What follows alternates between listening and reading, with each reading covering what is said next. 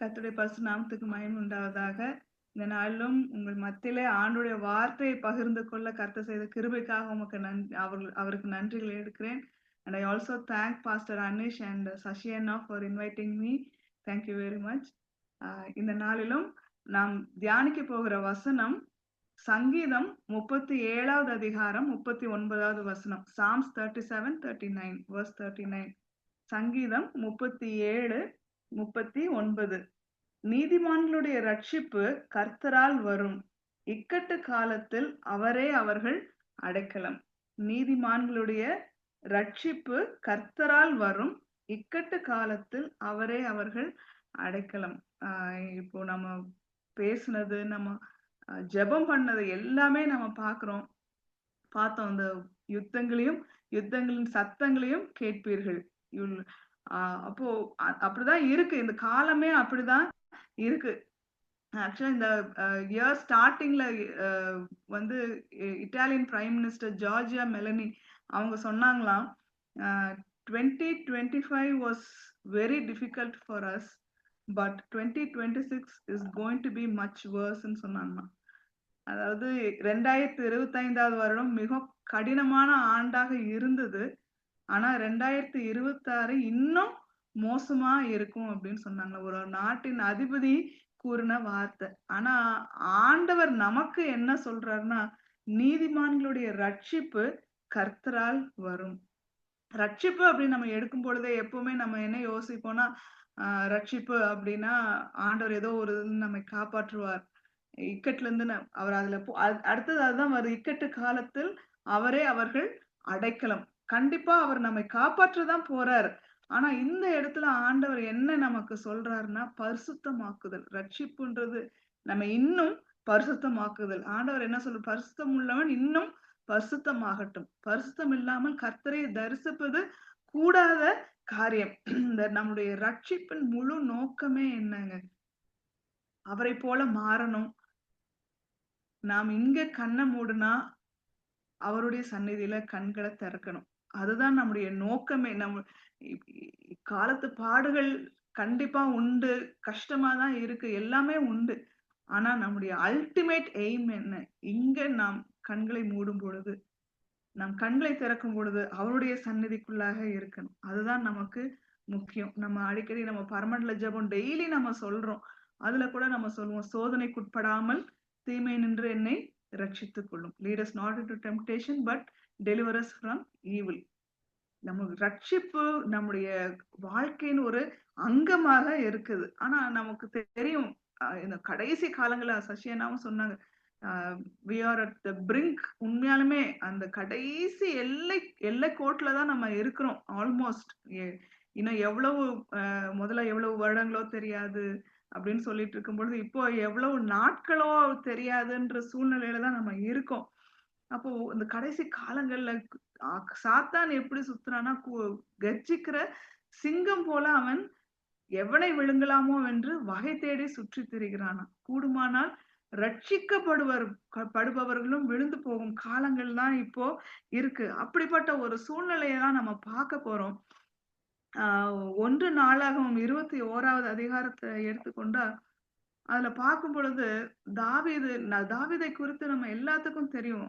கர்த்தருக்கு மிகவும் பிரியமான தாசன் தாவீது.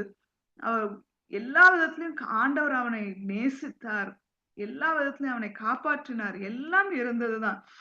இப்போ இயேசுவே வந்து தாவீதின் குமாரனாகிய இயேசு கிறிஸ்து என்று சொல்லும் அளவுக்கு தான் தாவீது இருக்கிறார். எவ்வளவோ தடைகள் நமக்கு தெரியும். தாவீதோட வாழ்க்கையில அவருடைய கடைசி வரைக்குமே வந்து முழுவதுமாக போராட்டங்களும் தடைகளும் அப்படிதான் அவருக்கு இருந்துச்சு.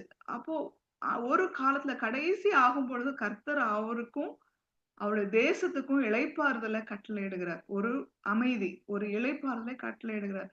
நம்முடைய வாழ்க்கையிலும் அநேக நேரங்கள்ல நமக்கு ஏதோ ஒரு we are going through some persecution or tribulation or trials, ஏதோ ஒரு கஷ்டம் போராட்டத்துக்குள்ள நம்ம போகும் பொழுது நம்முடைய ஜெப வாழ்க்கை அப்படியே அனலா இருக்கும், பயங்கர ஃபயரா இருப்போம். ஏன்னா அந்த பிரச்சனையில இருந்து நம்ம வெளியே வரணும். அதுக்காக கண்டிப்பா பயங்கர ஃபயரா இருப்போம்.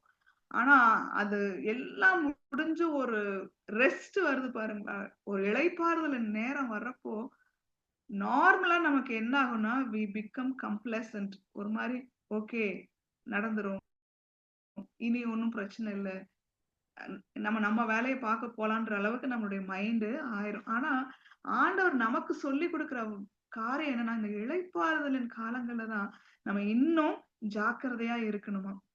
ஒரு எடுக்க முடிஞ்சா எடுத்து வாசிங்க. 2 நாளாகமம் 14வது அதிகாரம் 6வது வசனம் 7வது வசனம். 2 நாளாகமம் 14 14 6 7 வசனங்கள்.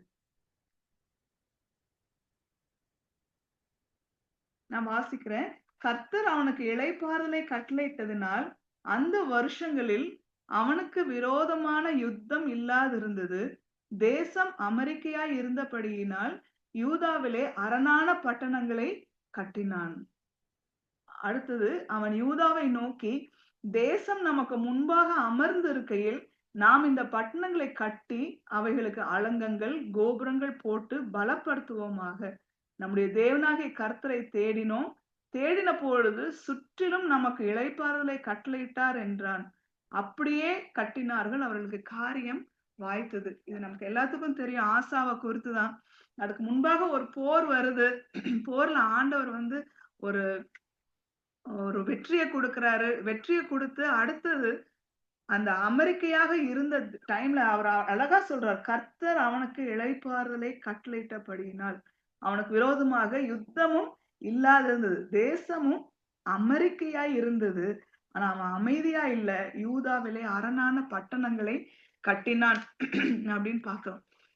இப்ப அமைதியா இருக்கும் பொழுதுதான் நம்ம என்ன பண்ணணும்னா, நமக்கு இன்னும் பாதுகாவலை நாம் அதிகரிக்கணும். அரணான பட்டணங்களை நமக்கு கட்டணும். அலங்கங்களை நாம் கட்ட வேண்டும் கண்டிப்பா. ஏன்னா கண்டிப்பா நம்முடைய வாழ்க்கையின் கடைசி வரைக்கும் போராட்டங்கள் இருந்து கொண்டுதான் இருக்க போகுது. ஒரு போராட்டம் முதல்ல வர போராட்டம் எப்பவுமே ரொம்ப சிம்பிளா இருக்கும். அடிக்கடி சொல்றது அதுதான். ஃபர்ஸ்ட் வர போராட்டம் எப்பவுமே சிம்பிளா தான் இருக்கும். அடுத்தது அடுத்த லெவல்ல வரும். ஏன்னா நம்ம ஆண்டவரை தெரிந்து கொள்ள நமக்கு அதிகமான போராட்டங்கள் இன்னும் இன்டென்ஸ் ஆயிட்டு தான் போகும். நம்மளுக்கு போராட்டங்கள் எப்பவும் குறைய போகிறதே கிடையாது. இன்டென்ஸ் ஆயிட்டு தான் போகும். அப்போ இப்ப இருக்கிற பாதுகாவல் அடுத்து வருகிற ஒரு சோதனைக்கு கண்டிப்பாக பத்தாது.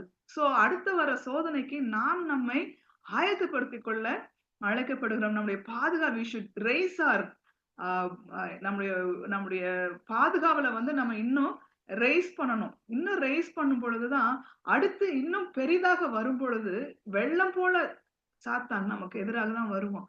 ஆனால் ஆவியானவர் நமக்கு எதிராக கொடியேற்றுகிறவராக இருக்கிறார். அடுத்த முறை அந்த வெள்ளம் இன்னும் பெரிதாக வரும்.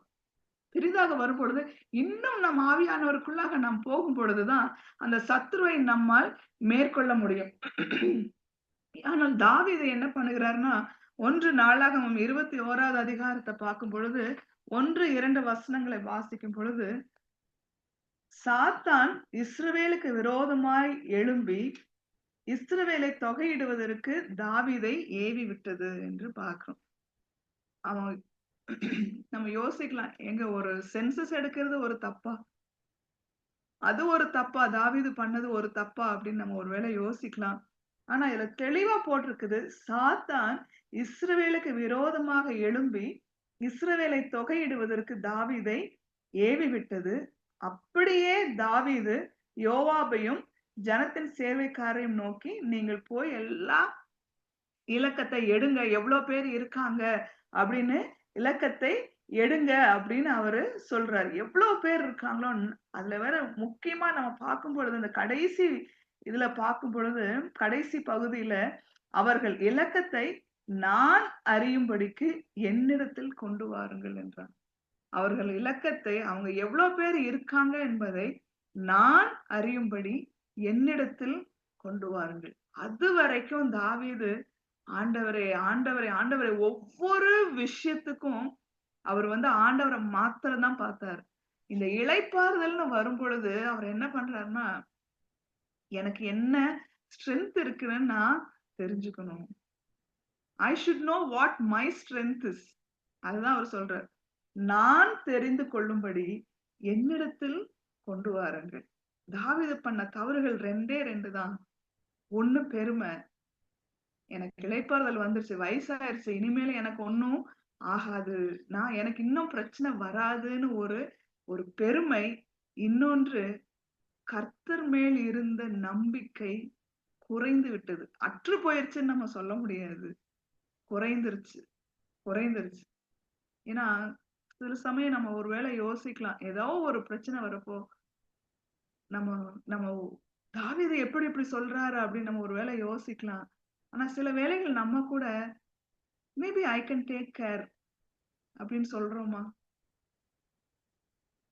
when it is within our strength, நமக்குள்ள நம்மளால செய்ய முடியும், நம்மால் செய்ய முடியும் என்று ஒரு சூழ்நிலை இருக்கும் பொழுது, okay I think I can take care அப்படின்னு சொல்றோமே, அது கூட கண்டிப்பாக அந்த கர்த்தர் மேல வைத்திருக்கிற நம்பிக்கை குறைந்து போகிற மாதிரி தானே. we should ஒவ்வொரு விஷயத்துக்கும் ஆண்டவர் என்ன எதிர்பார்க்கணும், ஒவ்வொரு விஷயத்துக்கும் என் பிள்ளை என்கிட்ட தான் வரணும், எதுவாக இருந்தாலும் சரி என்கிட்ட வந்து கேட்டுட்டு செய்யணும் அப்படின்னு தான் சொல்லுவாங்க. ஆண்டவர் எதிர்பார்க்கிறார். நேற்றைக்கு சண்டே எங்களுடைய பிரேயர்ல சசியன் அழகா சொன்னார், the safest place in the world is in the center of God's will. நமக்கு ரொம்ப அரணான இடம், நம்மளுக்கு ரொம்ப பாதுகாவலான இடம் எதுனா கர்த்தருடைய சித்தத்தின் மத்தியில இருக்கிறதா நமக்கு பாதுகாவலான இடம். ஏன்னா கர்த்தர் நன்மை செய்கிறவராக தான் சுற்றி திரிந்தார். நமக்கு கஷ்டம் கொடுக்கிறதுக்கு அவர் அப்படிப்பட்ட தேவன் கண்டிப்பாக ஆண்டவர் கிடையவே கிடையாது. அப்போ கர்த்தர் மேல் அவனுக்கு நம்பிக்கை குறைந்து போயிற்று. அவன் தன்னுடைய மகிமை, தன்னுடைய வல்லமை, தன்னுடைய ராணுவ பலன் என்னவென்று தெரிந்து கொள்ள விரும்பினான். நம்ம அத பின்னாடி வாசிக்கும் பொழுது பார்க்கும் பொழுது, யோவாப் உலக பிரகாரமான மனுஷன் தான். அவன் போக்குல தான் நிறைய நேரங்கள்ல அவன் போயிருக்கான். ஆனா அவனே சொல்றான், 3வது வசனத்தை வாசிக்கும் பொழுது, அப்பொழுது யோவாப், கர்த்தருடைய ஜனங்கள் இப்பொழுது இருக்கிறதை பார்க்கிலும் 100 அவர் வர்த்திக்க பண்ணுவாராக. ஆனாலும் ராஜாவாக என் ஆண்டவனே, அவர்கள் எல்லாரும் என் ஆண்டவனின் சேவகர் அல்லவா? என் ஆண்டவன் இதை விசாரிப்பானேன். இஸ்ரவேலின் மேல் குற்றம் உண்டாக இது நடக்க வேண்டியது என்ன என்று அவர் சொல்றாரு. நீர் தலைவன், நீர் ராஜா, நீர் எடுக்கிற ஒவ்வொரு முடிவும் உண்மை மாத்திரம் அது அஃபெக்ட் பண்ணாது, பாதிக்காது. அது இந்த முழு தேசத்தையே பாதிக்கும். நம்ம இப்போ நடக்கிற போர் காலங்கள்ல கூட நம்ம ஒருவேளை நம்ம கவனிச்சு பார்த்தா நமக்கு தெரியும், the leaders are always safe. ரஷ்யாவாக இருக்கட்டும், யுக்ரைன் ஆகட்டும், இப்ப இருக்க அமெரிக்கா, இஸ்ரேல், ஈரான் ஆகட்டும். ஈரான்ல ஒருவேளை அந்த லீடர் இல்ல, ஆனா எந்த இடத்துலயும் லீடர்ஸ் அஃபெக்ட் ஆகிறதே கிடையாது. யோவாப் அந்த காலத்திலேயே சொல்லியிருக்காரு, உமக்கு ஒண்ணும் ஆகாதுயா, இந்த தேசமே கண்டிப்பாக பாதிக்கப்படும், தயவு செஞ்சு யோசித்து செய்யுங்க. ஆனா தாவீது கேட்கவே இல்லை. நான் இப்ப என்ன சொல்ல வரேன்னா, தாவீது ஆண்டவருக்கு பிரியமான தாசன் தான். அவன் வர வர விருத்தி, கர்த்தர் தாவீதோட கூட இருந்தார் தான். அவன் வர வர விருத்தி அடைந்தது கொண்டுதான் இருந்தான். எல்லா காலங்களிலும் கர்த்தரே என் பலன், என் கால்கள் சறுக்குகிறது என்று சொல்லும் பொழுதே, கர்த்தாவே உம்முடைய கிருபைகள் என்னை தாங்குகிறது என்று சொல்லிக் கொண்டிருந்த தாசன் தான். ஆனா ஒரு காலம் வரும்பொழுது, இந்த இளைப்பாறுதல்னு ஒரு காலம் வரும்பொழுது, ஒரு சின்ன விஷயம்தான், அவர் சொல் பேச்ச கேட்கல, சாத்தான் அவனை ஏவினான், மற்றவள் சொல்வதையும் கேட்கல. ஆனா என்ன உண்டாச்சு? கர்த்தருடைய கோபம் அந்த தேசத்தின் மேலேயே இறங்குச்சு. தாவீதின் மேல மாத்திரம் இல்ல, அந்த தேசத்தின் மேல் முழுவதுமாக இறங்கினது. அந்த 7வது 8வது வசனம் வாசிக்கும் பொழுது, இந்த காரியம் கர்த்தர் தேவனுடைய பார்வைக்கு ஆகாததானபடியினால் அவர் இஸ்ரவேலை வாதித்தார். தாவீதை மாத்திரம் அவர் வாதிக்கலைங்க, இஸ்ரவேல் முழுவதையும் தான் அவர் வாதித்தார். அப்பொழுதுதான் தாவீது தேவனை நோக்கி, இந்த காரியத்தை செய்ததினால் மிகவும் பாவம் செய்தேன், இப்பொழுதும் உம்முடைய அடியேனின் அக்கிரமத்தை நீக்கிவிடும், வெகு புத்தியீனமாய் செய்தேன். ரொம்ப லேட் ரியலைசேஷன். கர்த்தர் தேசத்தை பாதிக்க ஆரம்பிச்சுட்டாரு. அதுக்கப்புறம் தான் அவர் ரியலைஸ் பண்ணாரு. ஐயையோ! நான் எடுத்த முடிவுனால என் தேசத்தின் ஜனங்கள் முழுவதுமாக அவங்க பாதிக்கப்படுறாங்களே அப்படின்னு காலம் கடந்து வந்த உணர்வு. ஆனா, அப்போ அவர் வந்து ஐயோ! அப்படின்னு உட்காரல. தாவீது கிட்ட நாம் கற்றுக்கொள்ள வேண்டிய காரியம் அதுதான். We are all human beings. கண்டிப்பா நம்ம ஆண்டவருக்காக பெரிய காரியங்கள செய்றோம், ஜெபிக்கிறோம். முடிந்த அளவுக்கு ஆண்டவருக்கு கரெக்ட்டா இருக்கணும்னு தான் நம்ம வந்து எதிர்பார்க்கிறோம். யாருமே இங்க இருக்கிற யாருமே ஆண்டவருக்கு விரோதமா நம்ம செய்யணும், ஆண்டவர விட்டு விலகி போணும்னு யோசிக்கிற ஆட்கள் நம்ம யாருமே இல்ல. ஆனால் ஏதோ ஒரு வேளையில உன் சுய புத்தியின் மேல் சாயாமல்னு ஆண்டவர் சொல்றாரு. ஒருவேளை நாம் சுயமாக ஏதோ ஒரு காரியம் நாம் முடிவெடுத்தபடினால, அதுக்கான ஒரு ஒரு பதில் வரும்பொழுது, அவர் செய்ற மாரி தான் செய்யணும். தாவீதைப் போல தான். அதனால தான் அந்த ஆண்டவர் தாவீத ஒரு எக்ஸாம்பிளா வச்சிருக்கிறாரு நமக்காக. அவர் என்ன சொல்றாரு? அழகா சொல்றாரு. நான் மிகவும் பாவம் செய்தேன். இப்பொழுது உம்முடைய அடியேனின் அக்கிரமத்தை நீக்கிவிடும். வெகு புத்தியீனமாக செய்தேன் என்று தாவீது சொல்றாரு.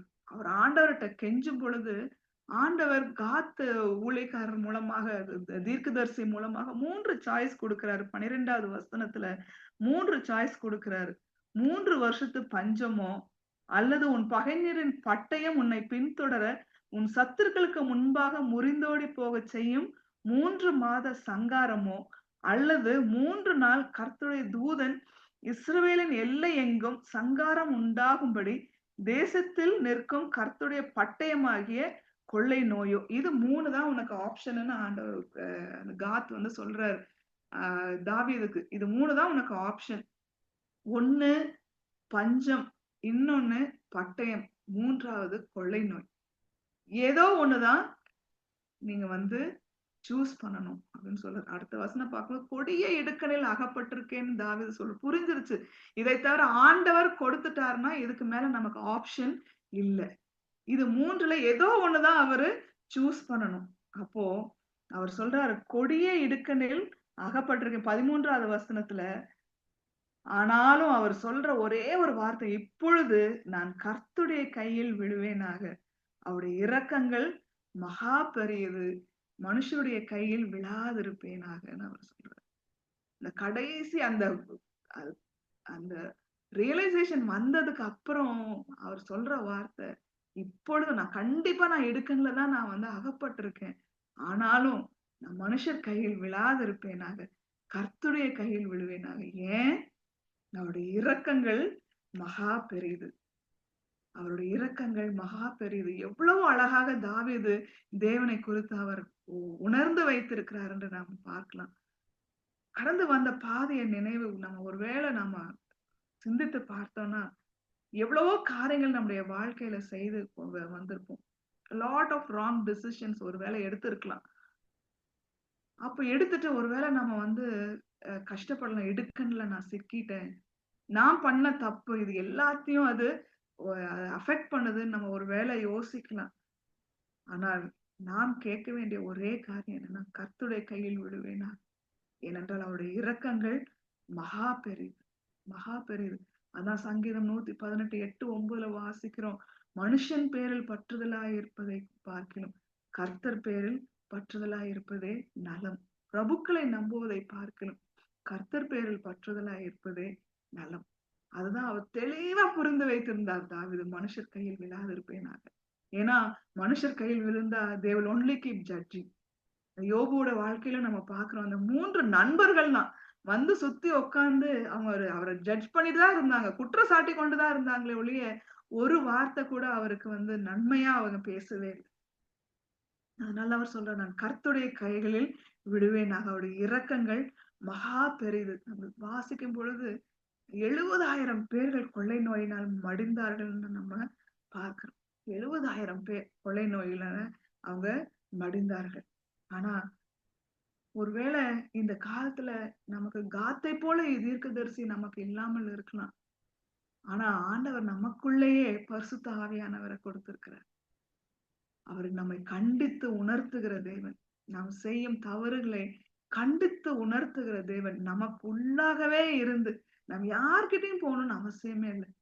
அவர் சொல்றாரு, என்னை நோக்கி கூப்பிடு, அப்பொழுது நான் உனக்கு மறு உத்தரவு அருளிச்சு உனக்கு எட்டாததும் உனக்கு புரியாதுமான பெரிய காரியங்களை நான் உனக்கு சொல்லிக் கொடுப்பேன் என்று ஆண்டவர் சொல்லுகிறார். ஆவியானவர் நமக்குள்ளாகவே இருக்கிறார். இப்பொழுது பார்க்கும்போது 15வது வசனம் வாசிக்கும் பொழுது, எருசலேமை அழிக்க தேவன் தூதன் ஒருவனை அனுப்பினார். ஆனாலும் அவன் அழிக்கையில் கர்த்தர் பார்த்து அந்த தீங்குக்கு மனஸ்தாபப்பட்டு சங்கரிக்கிற தூதனை நோக்கி, போதும், இப்பொழுது உன் கையை நிறுத்து என்றார். கர்த்தருடைய தூதன் எபூசின் ஆகிய ஓர்னானின் களத்தண்டையில் நின்றான். இதற்காக தான் தாவீது கர்த்தருடைய கையில் விழுவேனாக என்று அவர் கேட்டார். அவர் மனஸ்தாபப்படுகிற தேவனாக இருக்கிறார். தீங்குக்கு மனஸ்தாபப்படுகிற தேவனாக இருக்கிறார். போதும், நிறுத்து, போதும் அப்படின்னு அவர் சொல்லுகிறார். இந்த வேளையிலும் நம்மை சுற்றி கேட்கிற காரியங்கள் ரொம்ப மோசமாக தான் இருக்குது.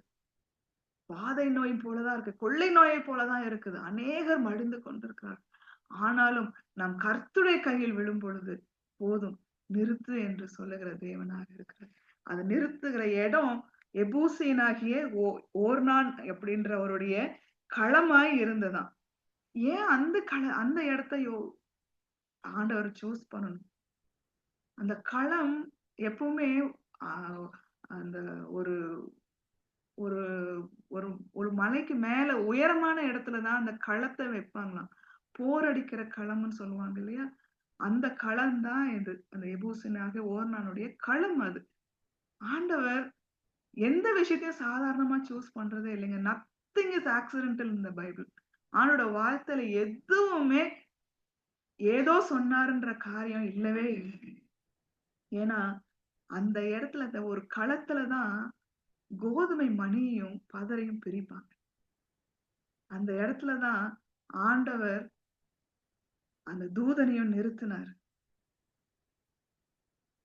அந்த கடைசி காலங்கள்ல ஆண்டவர் கோதுமை மணியையும் பதரையும் பிரிக்கதான் போறாரு. அப்படிப்பட்ட இடத்துலதான் கிருபை பெருகுச்சு. அப்படிப்பட்ட இடத்துலதான் கிருபை பெருகுச்சு.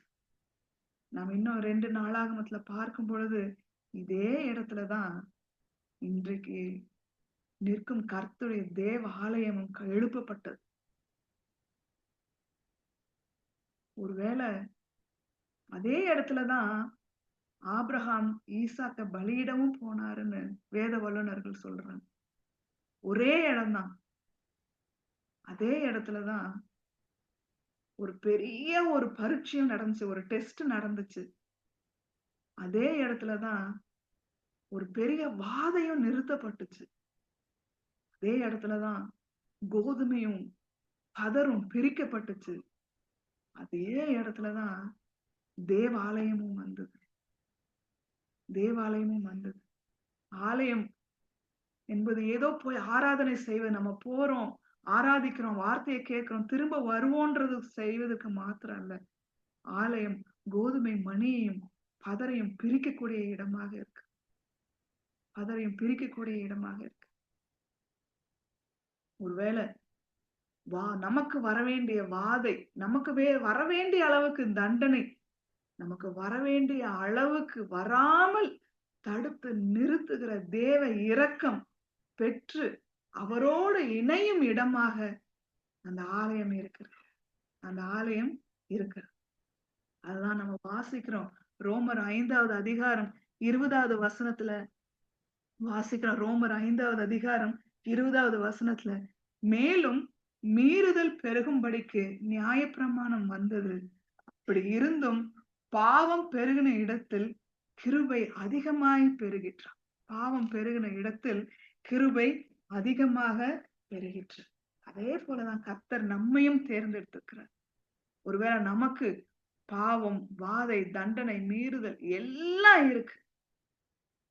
ஆனா இன்றைக்கு புதிய ஏற்பாடுல ஆண்டவர் நம்மகிட்ட என்ன சொல்றாருன்னா, நீங்களே அந்த ஆலயம், நீங்களே அந்த ஆலயம். அந்த ஆலயத்தின் மகா பரிசுத்த ஸ்தலமாகிய அந்த நம்ம இருதயத்தில் இருக்க வேண்டியது அந்த சிலுவை நாதர் இயேசு மாத்திரமே, அந்த ரட்சகர் மாத்திரமே. அவரிடம் மாத்திரம்தான் நமக்கு ரட்சிப்பு உண்டு. ஒருவேளை இந்த ஒரு புதிய மாதத்துக்குள்ளாக வந்திருக்கிறோம். இன்னும் 10 மாதங்கள் இந்த வருஷத்துல இருக்கு. அநேக போராட்டங்கள், எல்லா சூழ்நிலைகள் மாறலாம். எல்லாமே மாறலாம். நமக்கு அதெல்லாம் மாறணும்னு ஆசைதான். உண்மைதான். கண்டிப்பாக உண்மைதான். ஆனால் நமக்குள்ளாக மாற்றம் வரணும். நமக்குள்ளாக மாற்றம் வரணும். நாம் அவரைப் போல மாற வேண்டும். நாம் அவரைப் போல மாற வேண்டும். ஏனென்றால், அவர் நமக்காக எல்லாவற்றையும் செய்து முடித்து விட்டார். ஒரு ஒரு தேவனுடைய மனிதன் அழகா சொல்றார். I got into the heart of God through a spear wound ன்னு சொல்றாரு. ஒரு ஈட்டியின் காயத்தின் வழியாக தான் நான் ஆண்டவருடைய இருதயத்துக்குள்ளாக சென்றேன். நாம் அவரைப் போல மாறினாதான் அந்த நித்திய ஜீவனுக்குள்ளாக நாம் பிரவேசிக்க முடியும். இன்னொரு தேவனுடைய தாசன் அழகா சொல்றார். God cannot let down the bars of heaven. ஆண்டவர் நமக்காக பரலோகத்தின் அளவுகோல்களை குறைக்க முடியாது. பரலோகத்துக்குன்னு ஒரு அளவு இருக்கு, ஒரு அளவுகோல் இருக்கு. அத நமக்காக ஆண்டவர் குறைக்க மாட்டார். நாம தான் அந்த அளவுகோலுக்கு நேராக நாம் செல்ல வேண்டும். ஒருவேளை நாம் தாவீதை போல தவறுகள் செய்திருக்கலாம். நம் மூலமாக அநேகர் கஷ்டப்பட்டிருக்கலாம். கஷ்டப்படாமயே இருக்கலாம். சின்ன காரியமா கூட இருக்கலாம்.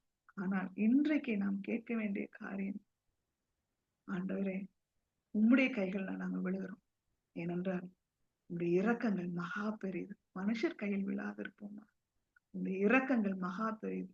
உம்முடைய கரத்தில் விழுகிறோம் அப்பா என்று கேட்கட்டும். இப்படி நம்ம கேட்கும் போது சங்கீதம் 103, 10, 11 நம்ம வாசிக்கிறோம். நமக்கு தெரிந்த வசனங்கள். பூமிக்கு வானம் எவ்வளவு உயரமா இருக்கிறது, அவ்வளவு உயரமாய் அவருடைய இரக்கங்கள் நம்ம மேல் இருக்கு. மேற்குக்கும் கிழக்குக்கும் எவ்வளவு தூரமோ அவ்வளவு தூரமாய் நம்முடைய பாவங்களை நம்மை விட்டு அவர் விலக்குகிற கர்த்தராக இருக்கு. அவர் இரக்கங்களில் ஐஸ்வர்யம் உள்ள தேவன் அவர். இன்றைக்கும் நம்முடைய ரட்சிப்பு, நீதிமானின் ரட்சிப்பு அவரிடத்துலதான் இருக்கு, கர்த்தரத்துல இருக்கு. இக்கட்ட காலத்தில் அவரே நமக்கு துணை, அவரே நமக்கு பலனாக, அவரே நமக்கு கோட்டையாக இருக்கிறார். நம் கர்த்தருடைய கைகளில் விழுவோமா? ஜெபிப்போமா? கிருபையும் இரக்கமுள்ள கர்த்தாவே, ஏசப்பா, நாங்கள் கேட்ட வார்த்தைக்காக உமக்கு நன்றிகளை எடுக்கிறோம் ஏசப்பா. ஒருவேளை நாங்களும் தவறி போய் இருக்கலாம் ராஜா. சாத்தான் ஏவி விட்டானோ இல்ல மனுஷர்கள் ஏவி விட்டார்களோ எங்களுக்கு தெரியாது. ஒருவேளை நாங்கள் தவறி இருந்தால் இந்த வேளையில நாங்கள் எங்களை நாங்களே அர்ப்பணிக்கிறோம். உம்முடைய கைகளில் விழுகிறோம் அப்பா. மனுஷர் கைகளில் அல்ல ராஜா, உம்முடைய கைகளில் விழுகிறோம். நாங்கள் உம்முடைய இரக்கங்கள் மகா பெரியது ராஜா, மகா பெரியது. நீர் எங்களை வழி நடத்துவீராக. எங்கள் ஆலயத்துல இன்னும் நாங்கள் பரிசுத்தமாகட்டும், நாங்கள் இன்னும் பரிசுத்தமாகட்டும் ராஜா. Let us come to your level, Lord. பரலோகத்தில் நீர் வைத்திருக்கிற அந்த அளவுகோலுக்கு நேராக நாங்கள் வர நீங்க கிருபை செய்யுங்க. அதுதான் எங்களுடைய நோக்கம், அதுதான் எங்களுடைய வாஞ்சை ராஜா. அதை நீங்க எங்களுடைய வாழ்க்கையில நிறைவேற்றிட வேண்டுமாறு கேட்டுக்கொள்கிறோம். துதி, கனம், மகிமை எல்லாம் ஒருவருக்கு மாத்திரமே ஏறெடுக்கிறோம். மீட்பர் இயேசு மூலமாய் கேட்டுக்கொள்கிறோம் பரமபிதா. ஆமென்.